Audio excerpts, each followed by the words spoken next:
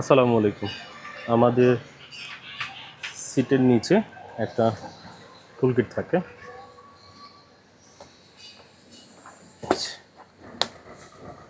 এইটার ভিতরেই আমাদের স্পার্ক প্লাগ খোলানোর জন্য যা দরকার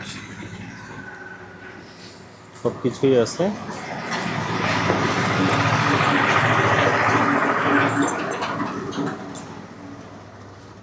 এই যে আমাদের এটা লাগবে, আর এটা হচ্ছে আপনার 17 নাম্বারটা লাগবে।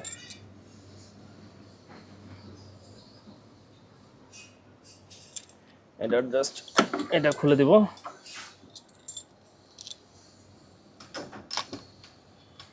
এটা এই জায়গায় লাগাবো, আর এই যে খুলে গেল। আমি এটা যেহেতু সবসময় খুলি তাই আমি খুব একটা টাইট দিই না।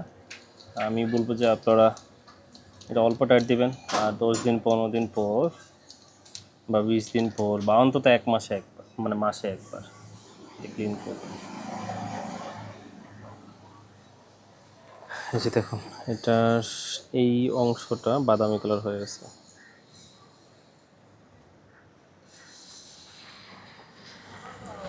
আসলে মোবাইল দিয়ে ভিডিও করলে সব থেকে ভালো হইতো। এই অংশটা দেখেন, এটা বাদামি কালার হয়ে গেছে, এর মানে হচ্ছে স্পার্ক প্লাগটা খুবই ভালো আছে। জাস্ট এটা এখন সুন্দরভাবে ক্লিন করে নিব। এটা ক্লিন করে নিলে এই যে উপরের অংশের যে কালোর যে আস্তরণটা সেটা আর থাকবে না। এটা ক্লিন করার জন্য এরকম একটা নেট না কি বলে, ওই যে আমাদের প্লাগের এটা থাকে, এটা ইউজ করব।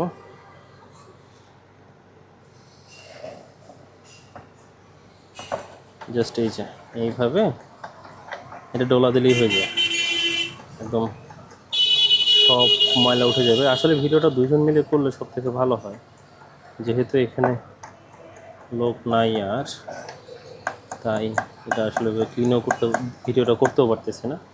এটা কিন্তু আমার 100 কিলো গাড়ি রান হচ্ছে আর কি। 100 কিলো পর এটা আবার খুললাম।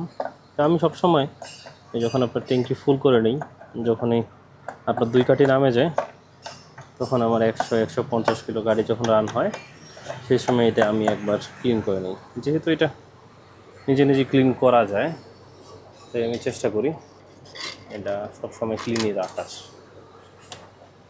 এই যে এটা ক্লিন হয়ে গেল, এখন জাস্ট একটা কাপড় দিয়ে মুছে নিব এটা।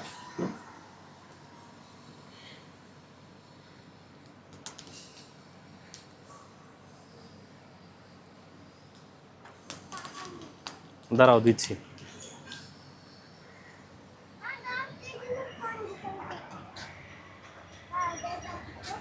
এই যে আমাদের এটা ক্লিন হয়ে গেল একদম।